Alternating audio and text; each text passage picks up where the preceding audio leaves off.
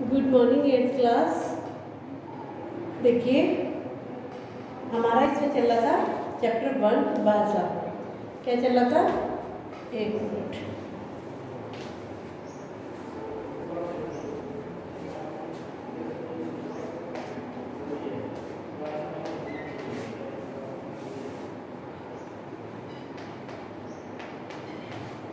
भाषा, ठीक है। तो इससे मैंने आपको क्या कराया था? पढ़ा दिया था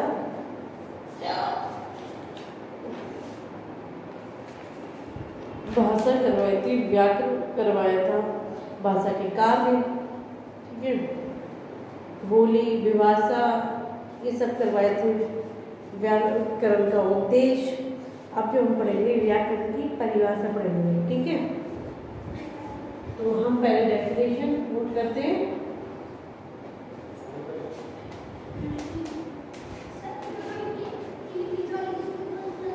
डेफिनेशन में क्या है? किसी भाषा को शुद्ध बोलने, पढ़ने तथा लिखने का बोध कराने वाले शास्त्र को व्याकरण शास्त्र कहते हैं। देखिए, किसी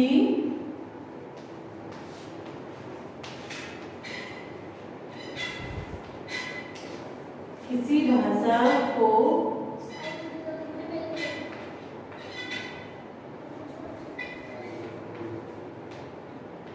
शुद्ध बोलने, पढ़ने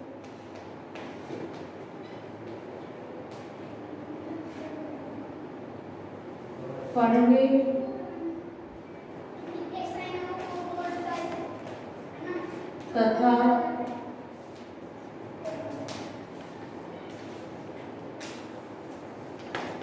लिखने का बोध कराने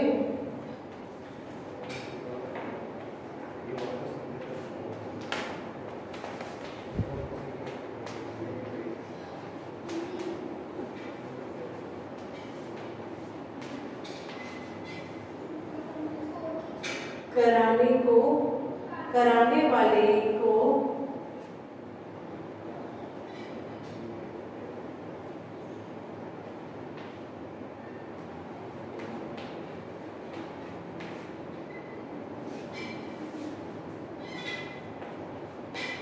शास्त्र को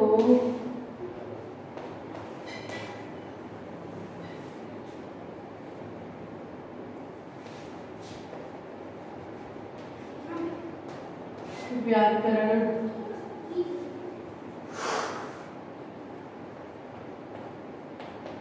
शास्त्र कहते हैं।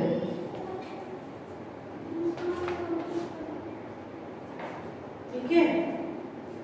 व्याकरण के विभाग, व्याकरण के 3 विभाग होते हैं।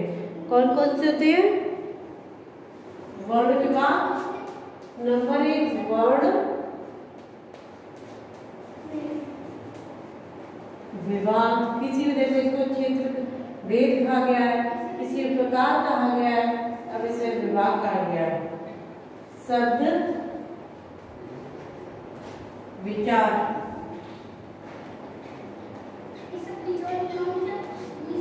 नंबर 3 वाक्य विचार। ये हो गया हमारा, ठीक है।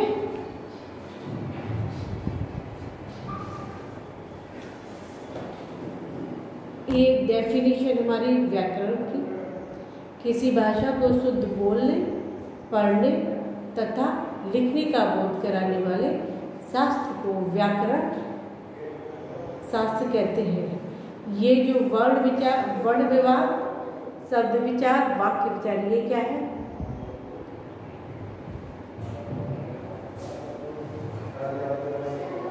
क्या है ये? प्रकार या भेद या विभाग, कुछ भी कह सकते हैं इसको, ठीक है। तो अब देखिए, वर्ण विभाग, वर्ण विभाग किसे कहते हैं? वर्ण का आकार ध्वनि, संबंध, उच्चारण और वर्ण के मेल से बनने वाले शब्द, शब्द रचना, रचना आदि का विवेचन, ये होता है वर्ण विभाग।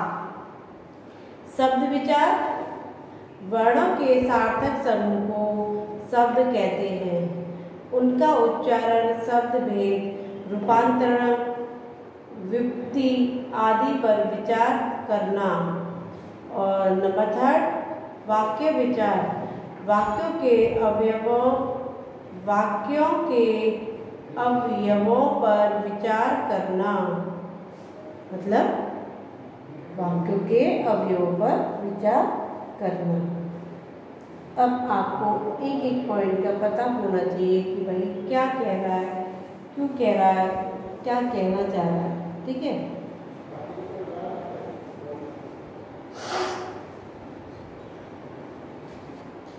फिर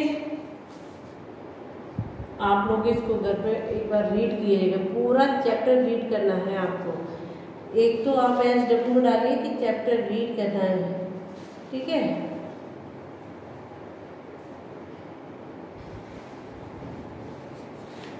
देखिए मैं बताती हूँ आपको क्या करना है।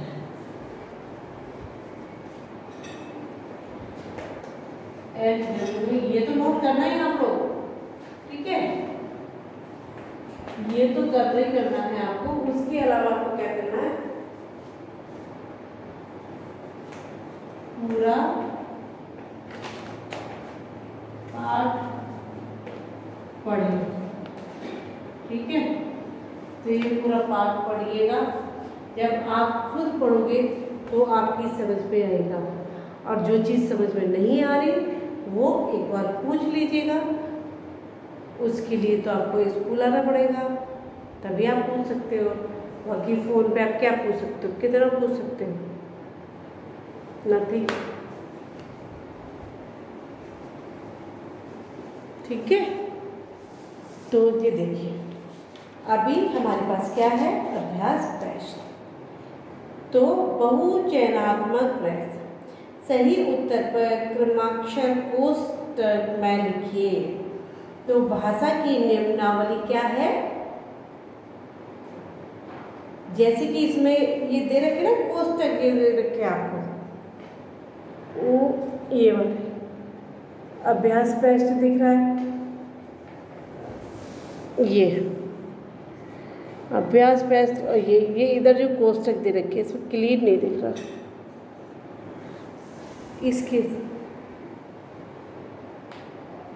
तो इसमें क्या देखा है, भाषा की निम्नावली क्या है, वर्ण विचार, सॉरी व्याकरण, ठीक है। तो हम क लिखेंगे, जो हमारा ब्रैकेट है उसमें क लिख दीजिएगा और व्याकरण पे टिक लगा दीजिएगा। ध्वनियों के लिखते रूप को भाषा कहते हैं। क्या कहते हैं, जो ध्वनियाँ होती हैं उसके लिखते हुए रूप को भाषा कहते हैं। वर्ण क्या कहते हैं, वर्ण कहते हैं। क लिखिएगा इसमें भी। भाषा के थर्ड वाला देखना, भाषा में स्वच्छंद प्रयोग पर नियंत्रण करने वाला शब्द है क्या, वर्ण विचार, व्याकरण शास्त्र, भाषा शास्त्र या लिपि शास्त्र, क्या है, भाषा शास्त्र है, ठीक है।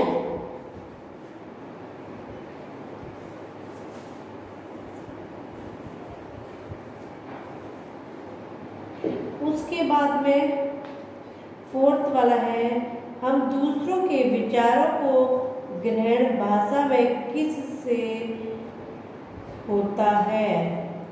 हम दूसरों के विचारों को ग्रहण करते हैं तो कौन सी भाषा में करते हैं, लिखने तथा बोलने से, केवल पढ़ने से या केवल लिखने से, या सुनने का पढ़ने से। तो इसमें क्या आएगा, फर्स्ट वाला आएगा, सुनने तथा पढ़ने से। जब हम सामने वाले या दूसरे किसी व्यक्ति की बात वो हमसे कहेगा तो कैसे कहेगा, वही या तो बोल के कहेगा तो हम लोगों को क्या करना पड़ेगा, सुनना पड़ेगा, या फिर वो कोई लेटर लिख के भेजेगा तो हमें उसको पढ़ना पड़ेगा, पढ़ के सुनेंगे या फिर जो वो बोलेगा उसको हम सुनेंगे। ठीक है, अब देखिए इसमें क्या है, इसमें दे रखे हैं हमारे क्वेश्चन आंसर जो हमें कंप्लीट करने हैं, और कंप्लीट करने हैं तो कैसे करने हैं ये देखना है। ठीक है, तो भाषा किसका सरलतम साधन है,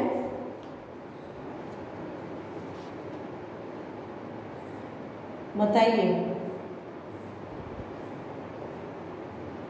व्याकरण का, किसका, व्याकरण का। बाकी इसको लिखेंगे तो हम बड़ा, ये तो सिर्फ मैंने आपको शॉर्ट में बताया है। ठीक है, तो आप लोग जितना हो सके आप उतना इस पर टिक लगा लीजिएगा, नहीं लगा सकते तो फिर बाकी का मैं करा दूंगी आपको। हम अपने विचारों को भाषा के कौन से कार्यों द्वारा अभिव्यक्त करते हैं, हम अपने विचारों को कौन से कार्यों द्वारा व्यक्त करते हैं या अभिव्यक्त करते हैं, बताइए। भाषा के जो कार्य होते हैं वो होते हैं सुनना, पढ़ना, बोलना और लिखना। ये 4 कार्य होते हैं जिससे हम करते हैं।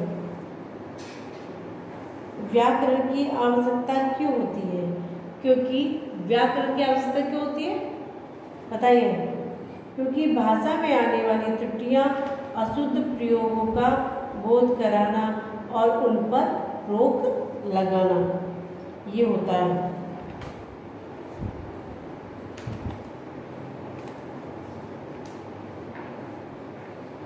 एक मिनट, थर्ड वाला चाहे तो आप टिक लगाते चले जाइएगा, सब आपको इस बुक में से ही मिलेगा, अन्यथा कहीं से भी नहीं मिलेगा। व्याकरण के कौन से विभाग होते हैं, व्याकरण के कौन से विभाग होते हैं, व्याकरण के 3 विभाग होते हैं, वर्ण विभाग, शब्द विचार और वाक्य विचार।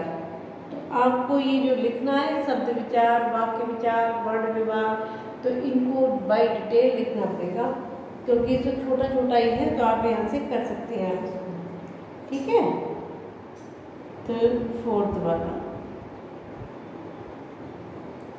फिर हमारी भाषा तथा लिपि का नाम लिखिए।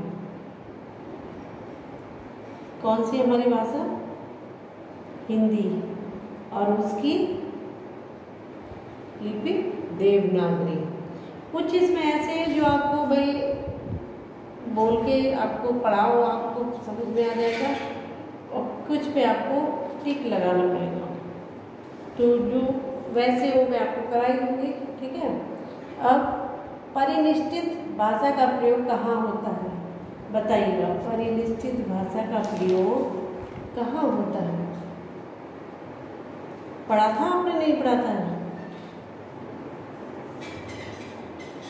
कहाँ होता है, विस्तृत परिनिष्ठित भाषा का प्रयोग। देखिए, यह भाषा का परिनिष्ठित स्वरूप होता है, यह विभाषा की अपेक्षा विस्तृत भूभाग में प्रयोग में आती है। ठीक है, तो ये मैंने अपना टिक यहाँ लगा लिया। तो आपको भाई कराना है तो मैं बोर्ड पे करा दूँगी, ज़्यादा बड़े भी नहीं है। ठीक है, ठीक है ना, तो आप नो टेंशन, करा दिया जाएगा आपको वर्क कंप्लीट। ओके, ठीक है, चलिए, तो जो भी आपको वर्क कराया जा रहा है वो कंप्लीट अपनी नोटबुक में होना चाहिए, कॉपी चेक कराने के लिए आना चाहिए आपको। ओके, तो फिर उससे क्या आपको पता रहेगा कि आपने क्या किया है और क्या नहीं किया, तो स्कूल टाइमिंग में आपको ज़्यादा दिक्कत नहीं होगी। जब स्कूल ओपन होंगे तो आपको फटाक से करने में आसानी रहेगी। चलिए ओके बाय, टेक केयर।